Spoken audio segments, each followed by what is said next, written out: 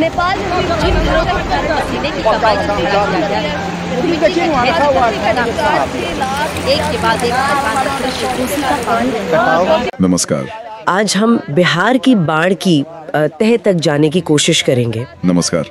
ये जो हर साल तबाही आती है ना, ये सिर्फ पानी का उफान नहीं है, ये एक बहुत ही उलझी हुई पहेली है। बिल्कुल। हमारे पास जो विश्लेषण और रिपोर्ट्स हैं वो इसके कई पहलू खोलते हैं, जैसे भूगोल, फिर दशकों पुरानी नीतियाँ, इंसानी दखल भी है, पैसों का खेल और सबसे जरूरी लोगों की जिंदगी पर इसका जो भयानक असर पड़ता है। सही बात है।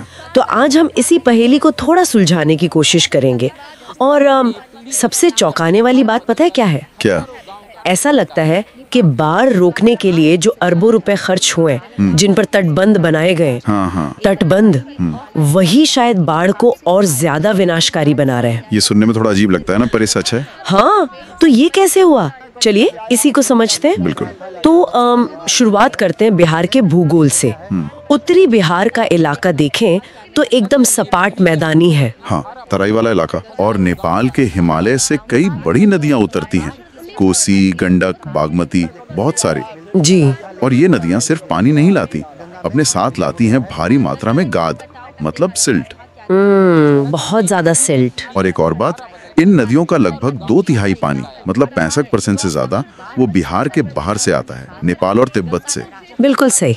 और यहीं से मतलब प्रॉब्लम की जड़ शुरू होती है, जिसे हम कहते हैं सिल्टेशन। सिल्टेशन यानी गाद का जमा होना। हाँ, होता क्या है कि जब ये नदियां पहाड़ों से तेज रफ्तार से नीचे उतरती हैं और बिहार के समतल मैदानों में पहुंचती हैं, तो उनकी स्पीड एकदम से कम हो जाती है। अच्छा, जैसे तेज दौड़ते दौड़ते कोई अचानक रुक जाए। हाँ, बिल्कुल वैसा ही समझ लीजिए। अब स्पीड कम हुई तो नदी जो अपने साथ भारी गाद लाई थी, उसे वो आगे ढो नहीं पाती, तो वो उसे अपनी तली में ही जमा करना शुरू कर देती है। अच्छा, नीचे ही बैठने लगती है गाद। हाँ, धीरे धीरे क्या होता है कि नदी का जो तल है, जो बेड है, वो आसपास की जमीन से भी ऊंचा हो जाता है। अरे, मतलब नदी जमीन के ऊपर बह रही है एक तरह से। बिल्कुल। अब आप सोचिए, नदी एक बंधे हुए रास्ते में नहीं बल्कि जमीन के लेवल से ऊपर बह रही है। अब जब मॉनसून आता है, पानी कई गुना बढ़ जाता है। अब तो वो कहीं भी फैल सकती है। एग्जैक्टली। तब उसके लिए फैलना और तबाही मचाना वो बिल्कुल तय हो जाता है। और शायद इसी चीज से निपटने के लिए 1950 के दशक में ये तटबंध बनाने का फैसला हुआ था। हाँ, 1954 में ये नीति आई थी। सोचा गया कि नदी को दोनों तरफ से बांध देंगे तो पानी बाहर नहीं जाएगा। और शुरुआत में शायद कुछ 100 किलोमीटर बने होंगे, लेकिन आज तो करीब 3800 किलोमीटर लंबे तटबंध हैं बिहार में। जी हाँ, 3790 किलोमीटर से भी ज्यादा। और पैसा तो पानी की तरह बहाया गया। 1998 तक ही, मतलब सदी के अंत तक ही 530 अरब रुपए से ज्यादा खर्च हो चुके थे इन पर। बाप रे, इतना पैसा। लेकिन यहीं पर वो विरोधाभास, वो पैराडॉक्स सामने आता है जिसका जिक्र आपने शुरू में किया था। हाँ, कि तटबंध बने, पैसा खर्च हुआ, लेकिन बाढ़ से प्रभावित इलाका कम होने के बजाय कई गुना बढ़ गया। सच में? बिल्कुल। आंकड़े देखिए, 1954 में जहां करीब 2.5 मिलियन हेक्टेयर जमीन पर बाढ़ आती थी, 2016 तक वो आंकड़ा बढ़कर लगभग 7.3 मिलियन हेक्टेयर हो गया। अरे बाप रे, मतलब 3 गुना ज्यादा इलाका, अरबों रुपए खर्च करने के बाद। ये कैसे मुमकिन है? हुआ ये कि तटबंधों ने नदी को फैलने से तो रोक दिया। तो जो गाद पहले बाढ़ के साथ खेतों में फैल जाती थी, वो अब नदी के अंदर ही जमा होने लगे। अच्छा, नदी के चैनल के अंदर ही? हाँ, इससे क्या हुआ, नदी का तल और तेजी से ऊपर उठने लगा। ओके। अब नदी और ज्यादा ऊपर उठ गई तो तटबंधों पर पानी का दबाव और बढ़ गया। उनकी मरम्मत पे और पैसा खर्च होने लगा। और फिर जब कभी ये तटबंध टूटते हैं, जो कि इतने दबाव में अक्सर होता है, हाँ, टूटते तो हैं ही, तो पानी एक सीमित जगह से जबरदस्त ताकत के साथ बाहर निकलता है। और वो जो बाढ़ आती है, वो सामान्य बाढ़ से कहीं ज्यादा भयानक, कहीं ज्यादा विनाशकारी होती है। ओहो, मतलब तटबंध एक तरह से टाइम बम बन गए। कुछ हद तक कह सकते हैं। कोसी नदी का उदाहरण शायद सबसे बड़ा है, जिसे बिहार का शोक भी कहते हैं। बिल्कुल। कोसी तो अपनी राह बदलने के लिए कुख्यात है। 1736 से 1953 के बीच ही वो करीब 112 किलोमीटर्स पश्चिम की तरफ खिसक गई थी। बाप रे। और 2008 में याद है आपको, जब कुसाहा में कोसी का पूर्वी तटबंध टूटा था? हाँ, लो तो भयानक तबाही थी। नदी ने अपना 100 साल से भी ज्यादा पुराना रास्ता पकड़ लिया था। लाखों लोग रातों रात बेघर हो गए। पानी कई कई महीनों तक भरा रहा। ये दिखाता है कि कैसे ये कंक्रीट के उपाय, ये तटबंध कभी कभी आपदा को रोकते नहीं बल्कि उसे और भयंकर बना देते हैं। अच्छा, एक और बात उठती है फरक्का बिराज की, गंगा पर जो बना है। हाँ, उस पर भी काफी बहस होती है। कुछ लोगों का मानना है कि वो पानी रोककर और गाद जमा करके बिहार में, खासकर गंगा में, बाढ़ बढ़ाता है। हाँ, ये आरोप लगते रहे हैं। कहा जाता है कि इससे गंगा का जलस्तर 8 मीटर तक बढ़ गया है और ये हर साल 640 मिलियन टन गाद रोकता है। लेकिन 2016 में केंद्रीय जल आयोग CWC की एक रिपोर्ट आई थी। अच्छा, क्या कहा उस रिपोर्ट ने? उस रिपोर्ट का कहना था कि फरक्का बैराज का जो बैकवाटर इफेक्ट है, मतलब पानी रोकने का असर, वो सिर्फ बैराज से 42 किलोमीटर ऊपर तक ही सीमित है। सिर्फ 42 किलोमीटर? जबकि पटना जैसे शहर तो बहुत दूर है फरक्का से। हाँ, पटना तो करीब 400 किलोमीटर दूर है। तो रिपोर्ट का निष्कर्ष ये था कि गंगा में जो ज्यादातर गाद आ रही है उसका मुख्य स्रोत फरक्का नहीं बल्कि उसकी उत्तरी सहायक नदियां हैं, जैसे घाघरा, गंडक, कोसी। अच्छा, तो असली विलन ये उत्तरी नदियां और उनकी गाद है। रिपोर्ट तो यही इशारा करती है, मतलब फरक्का का कुछ असर हो सकता है, लेकिन बिहार की बाढ़ की मुख्य वजह वो नहीं लगती।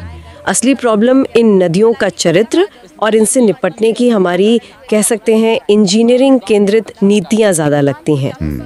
तो मतलब सिर्फ नदियों का भूगोल या पानी ही नहीं, बल्कि हमने भी, मतलब इंसानों ने भी इस समस्या को बढ़ाने में रोल निभाया है। बिल्कुल, बहुत बड़ा रोल निभाया है। जैसे नेपाल में जंगलों की कटाई की बात होती है। हाँ, वो एक बड़ा फैक्टर है। नेपाल में जो इन नदियों का जल ग्रहण क्षेत्र है, वहाँ अगर जंगल कटते हैं तो मिट्टी का कटाव बहुत बढ़ जाता है और वो सारी मिट्टी बहकर नदियों में आ जाती है। एग्जैक्टली। और वो बिहार पहुंचकर गाद की समस्या को और ज्यादा बढ़ा देती है। तो फिर बिहार के अंदर भी तो, मतलब जिस तरह से शहर फैल रहे हैं बिना किसी प्लानिंग के। हाँ, अनियोजित शहरीकरण, खासकर बाढ़ के मैदानों पर, फ्लड प्लेन जिन्हें कहते हैं, उन पर अंधाधुंध कब्जा हो रहा है। घर बन रहे हैं, बस्तियां बस रही हैं। वो इलाके तो नदी के फैलने के लिए होते हैं ना। बिल्कुल, वो प्राकृतिक कुशन होते हैं, लेकिन हमने उन पर ही कब्जा कर लिया। और साथ ही शहरों में पानी निकासी का जो नेचुरल सिस्टम था, जो ड्रेनेज था, उसका भी ध्यान नहीं रखा गया। पटना का ही उदाहरण लें, वो तो गंगा, सोन, पुनपुन के संगम पर बसा है। मतलब बाढ़ के लिहाज से तो बहुत ही संवेदनशील जगह है। बहुत ज्यादा। और पटना के जो पुराने प्राकृतिक नाले थे, जो बारिश का या नदी का अतिरिक्त पानी शहर से बाहर निकालते थे, उन्हें शहरी फैलाव के चक्कर में या तो बंद कर दिया गया या पाट दिया गया या उन पर भी निर्माण हो गया। ओहो। अब नतीजा क्या होता है? जब भारी बारिश होती है या नदियों में पानी बढ़ता है तो शहर के अंदर पानी निकलने की जगह ही नहीं बचती। हाँ, 2019 में देखा था हमने पटना में क्या हाल हुआ था। बिल्कुल, थोड़ी देर का जल जमाव कई कई दिनों, हफ्तों की मुसीबत बन जाता है। तो ये सिर्फ एक प्राकृतिक आपदा नहीं रह जाती, ये मानव गलतियों से बढ़ाया गया एक मानव निर्मित संकट बन जाता है। और इस संकट की सबसे भारी, सबसे दर्दनाक कीमत चुकाते हैं आम लोग, है ना? यकीनन। बिहार की अर्थव्यवस्था तो कृषि प्रधान है। लगभग 78-80% आबादी खेती या उससे जुड़े कामों पर निर्भर है। हाँ। उनके लिए तो बाढ़ हर साल आने वाली तबाही है। ये उनकी फसल बर्बाद कर देती है, उनके घर उजाड़ देती है, उनकी पूरी जमा पूंजी, उनकी रोजी रोटी छीन लेती है। आंकड़े भी तो यही बताते हैं। जैसे 2008 की कोसी बाढ़ में करीब 3.25 लाख घर तबाह हो गए थे। 3.5 लाख हेक्टेयर से ज्यादा जमीन पर फसल बर्बाद हो गई थी। और ये हर साल का सिलसिला है। इसी साल 2024 की ही बात करें तो 500 से ज्यादा गांव डूब गए। करीब 3.5 लाख लोग सीधे तौर पर प्रभावित हुए। 3.5 लाख, बहुत बड़ा आंकड़ा है ये। और शुरुआती अनुमान ही करीब 500 करोड़ रुपए के फसल नुकसान का था। ये सिर्फ एक साल का आंकड़ा है। और सिर्फ बाढ़ का पानी आना ही प्रॉब्लम नहीं है, शायद उसका हटना भी एक बड़ी मुसीबत है। हाँ, ये बहुत अहम बात है। जैसा हमने पहले डिस्कस किया, तटबंधों की वजह से क्या होता है कि बाढ़ का पानी वापस नदी में आसानी से जा नहीं पाता। अच्छा, वो फंसा रह जाता है। हाँ, वो खेतों में, गांवों में महीनों तक भरा रहता है। जमीन महीनों तक डूबी रहती है। एक स्थानीय व्यक्ति ने इसे बहुत सही तरीके से कहा था कि ये बाढ़ नहीं, ये एक स्थायी बीमारी बन गई है। स्थायी बीमारी? बिल्कुल। अब सोचिए, अगर जमीन महीनों पानी में डूबी रहेगी तो खेती कैसे होगी, अगली फसल कैसे लगेगी? नहीं हो सकती। तो लोगों के पास कोई चारा नहीं बचता, उन्हें मजबूरी में अपना घर बार छोड़कर काम की तलाश में बाहर जाना पड़ता है, पलायन करना पड़ता है। गरीबी और विस्थापन का एक दुष्चक्र। हाँ बिल्कुल, ये सिर्फ एक आर्थिक संकट नहीं है, ये सामाजिक ताने बाने को भी तोड़ता है। परिवार बिखरते हैं, बच्चे पढ़ाई छोड़ देते हैं, इसका असर बहुत गहरा और लंबे समय तक रहता है। और बाढ़ के फौरन बाद की जो स्थिति होती होगी, जब लोग घर छोड़कर ऊंची जगहों पर जैसे हाईवे पर या तटबंधों पर शरण लेते हैं, वो तो और भी मुश्किल होती होगी। बहुत भयावह। सोचिए, लाखों लोग खुले आसमान के नीचे, पीने का साफ पानी नहीं, खाने का ठिकाना नहीं, साफ सफाई की कोई व्यवस्था नहीं, बीमारियां फैलने का खतरा। बिल्कुल। जल जनित बीमारियां जैसे डायरिया, हैजा, इनका खतरा बहुत बढ़ जाता है।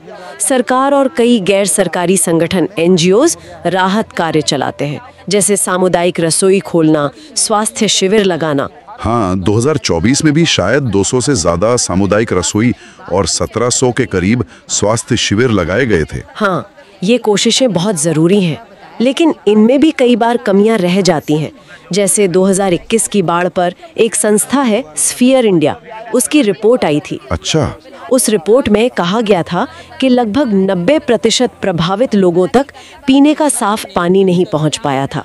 आधे से ज्यादा जो अस्थायी शौचालय बनाए गए थे वो बाढ़ में बह गए या खराब हो गए थे। ओहो, मतलब राहत भी पूरी तरह पहुंच नहीं पाती। हाँ, चुनौतियां बहुत हैं। सरकार कुछ नकद मदद भी देती है, जैसे बिहार सरकार 7,000 रुपए प्रति प्रभावित परिवार देती है। यूनिसेफ जैसी संस्थाएं भी कोशिश करती हैं कि ये मदद सही लोगों तक पहुंचे, खासकर जो हाशिए पर हैं, जैसे दलित या महादलित समुदाय। लेकिन ये सुनिश्चित करना अपने आप में एक बड़ी चुनौती है। मतलब जो ऊपर से नीचे वाला अप्रोच होता है राहत का, वो शायद जमीनी हकीकत और जरूरतों को पूरी तरह कैच नहीं कर पाता। अक्सर ऐसा ही होता है। जरूरत ज्यादा होती है, संसाधन सीमित होते हैं और व्यवस्था में भी कई बार कमियां होती हैं। अच्छा, अब जरा इसके प्रबंधन और राजनीति वाले पहलू पर आते हैं। ये बाढ़ प्रबंधन की जिम्मेदारी किसकी है, केंद्र या राज्य? देखिए, ये एक तरह से मिलीजुली जिम्मेदारी है। पानी राज्य का विषय है, लेकिन बड़ी नदियों और अंतर्राज्यीय मुद्दों पर केंद्र की भूमिका भी होती है। फंड्स कहाँ से आते हैं? केंद्र सरकार का एक फ्लैगशिप प्रोग्राम है बाढ़ प्रबंधन कार्यक्रम FMP। बाद में इसका नाम बदलकर flood management and border areas programme हो गया। इसके तहत केंद्र राज्यों को बाढ़ नियंत्रण परियोजनाओं के लिए पैसा देता है। जैसे 2021 से 26 के लिए इसमें करीब 4,100 करोड़ रुपए का बजट था। और अभी हाल ही में केंद्र सरकार ने बिहार के लिए एक बड़े पैकेज की घोषणा भी की है, 11,000 करोड़ रुपए से ज्यादा का। 11,000 करोड़ ही तो बहुत बड़ी रकम है। ये कहाँ खर्च होगी? इसमें से एक बड़ा हिस्सा नई परियोजनाओं पर खर्च होना है, जैसे नए बैराज बनाना, और एक बहुत महत्वाकांक्षी योजना है कोसी और मेची नदी को जोड़ने की। कोसी मेची लिंक? हाँ, उस अकेले प्रोजेक्ट की लागत ही 6,000 करोड़ रुपए से ज्यादा है। तो मतलब पैसा तो आ रहा है, सरकार का ध्यान है इस मुद्दे पे। पैसा आ रहा है, ध्यान भी है, ये अच्छी बात है। लेकिन चिंता की बात यह है कि रणनीति अभी भी ज्यादातर वही पुरानी लग रही है। मतलब? वही बांध, बैराज, तटबंध। हाँ, ज्यादा जोर अभी भी इन्हीं संरचनात्मक उपायों, स्ट्रक्चरल मेजर्स पर है। जबकि दशकों का अनुभव हमें क्या सिखाता है कि ये तरीका ना सिर्फ बहुत महंगा है, बल्कि हमेशा कारगर भी नहीं रहा। कई बार तो उल्टा पड़ा है। सही बात है। तो सवाल ये उठता है कि क्या ये जो भारी भरकम खर्च हो रहा है, ये वाकई समस्या को सुलझाने की दिशा में जा रहा है, या फिर ये उसी आपदा के चक्र को, उसी प्रॉब्लम को और मजबूत कर रहा है? ये तो सोचने वाली बात है।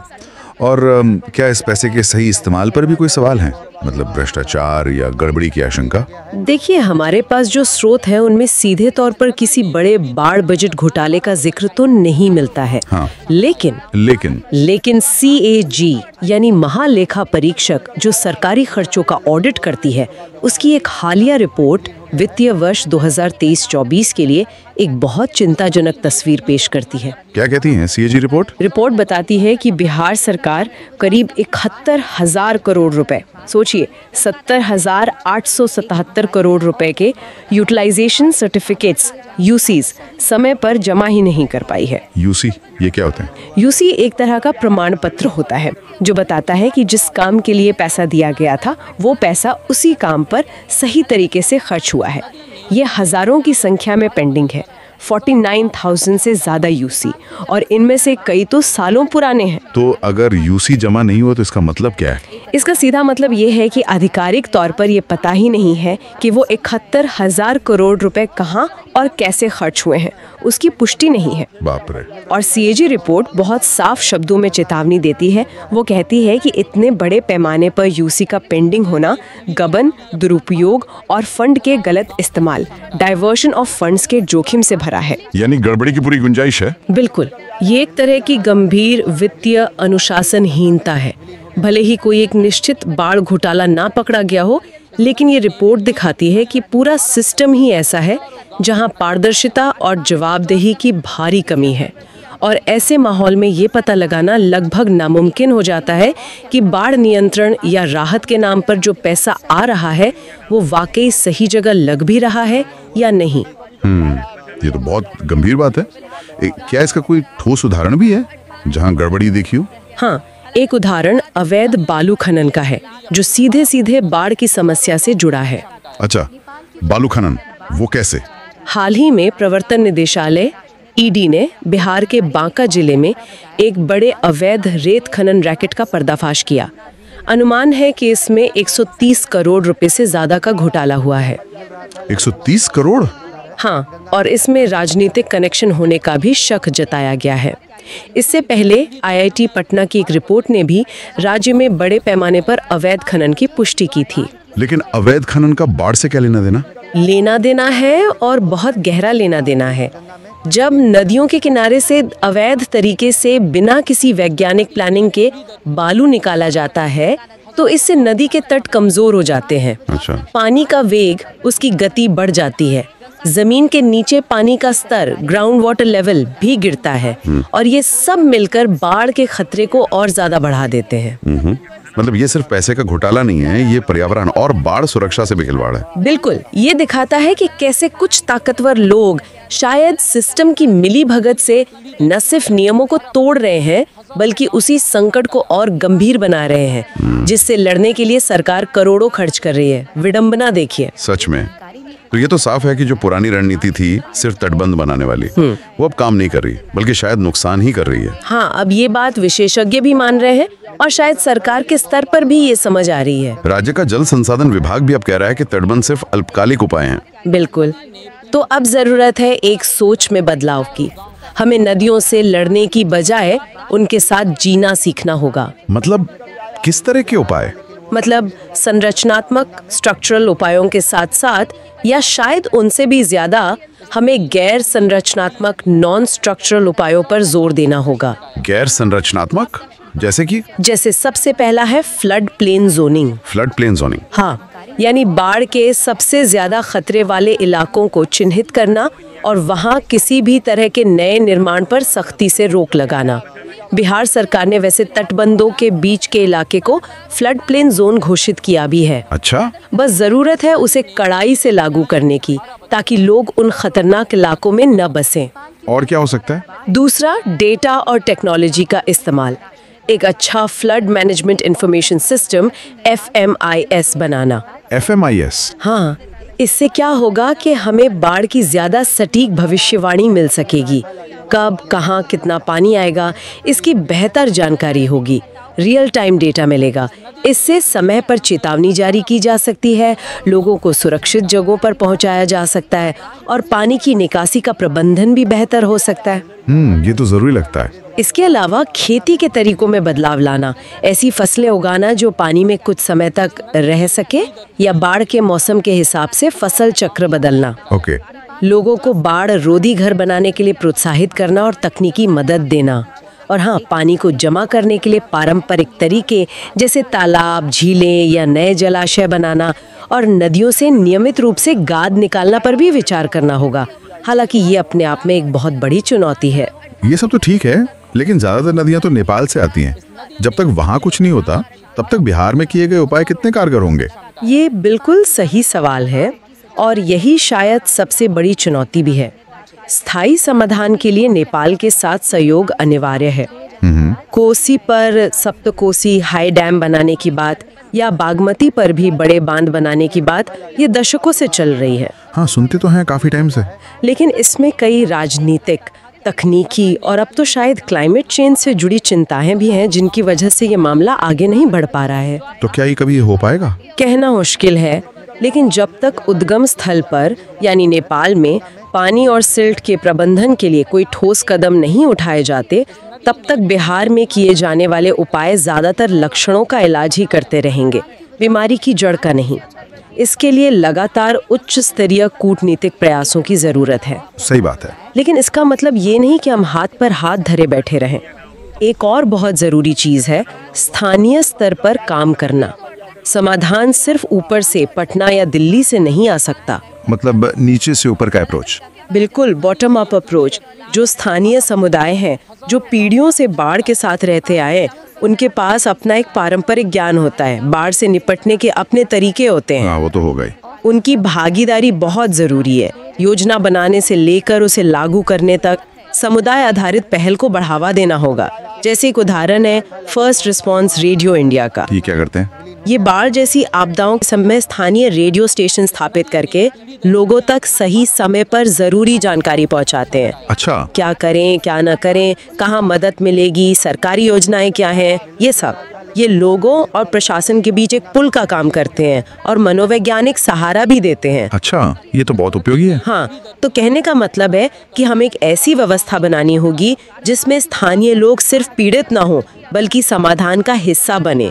एक मजबूत लचीला समाज वही है जो सिर्फ सरकार के भरोसे न रहे बल्कि खुद भी आपदाओं का सामना करने के लिए तैयार हो। तो कुल मिलाकर देखें तो बिहार की बाढ़ वाकई एक बहुत ही जटिल मुद्दा है। इसमें भूगोल का रोल है, दशकों पुरानी कह सकते हैं नाकाम नीतियों का रोल है, इंसानी दखलंदाजी का रोल है और शासन की कमजोरियां, पारदर्शिता की कमी, ये सब भी हैं। हाँ, ये सब आपस में जुड़े हुए हैं। और वो तटबंधों वाला विरोधाभास तो सबसे चौंकाने वाला है। हाँ। कि जिस चीज को इलाज समझा गया उसी ने शायद बीमारी को और बढ़ा दिया। ये साफ करता है कि अब सोचने का तरीका बदलने का वक्त आ गया है। बिल्कुल। आम लोगों की, खासकर किसानों की जो तबाही होती है, उनका जो मजबूरी में पलायन होता है, वो देखकर लगता है कि फौरन कुछ असरदार कदम उठाने की जरूरत है। और जो पैसों के सही इस्तेमाल पर सवाल उठ रहे हैं सीएजी रिपोर्ट के हवाले से, वो चिंता भी वाजिब लगती है। सिस्टम में गड़बड़ी की गुंजाइश तो साफ दिख रही है। हाँ, और अंत में शायद सोचने वाली बात ये रह जाती है कि असली चुनौती क्या है। क्या ये दशकों से चली आ रही सिर्फ इंजीनियरिंग पर आधारित सोच को बदलना सबसे मुश्किल है, या फिर जमीनी स्तर पर जो समुदाय आधारित समाधानों की हम बात कर रहे हैं, उन्हें मौजूदा राजनीतिक और प्रशासनिक व्यवस्था के भीतर असरदार तरीके से लागू कर पाना ज्यादा बड़ी चुनौती है? ये एक अहम सवाल है। क्या स्थायी बदलाव के लिए सिर्फ बेहतर नीतियां बना देना काफी होगा, या फिर इसके लिए एक मजबूत राजनीतिक इच्छा शक्ति की जरूरत है और जमीनी स्तर पर जो ताकत के समीकरण हैं उनमें भी बदलाव की जरूरत है, ताकि भविष्य में हम सिर्फ कंक्रीट की दीवारें खड़ी करने के बजाय एक ऐसी स्मार्ट, ज्यादा लचीली, ज्यादा पारदर्शी व्यवस्था बना सकें जो अपनी पिछली गलतियों से सीखे और जो सबसे कमजोर लोग हैं उनकी भलाई को सबसे ऊपर रखे।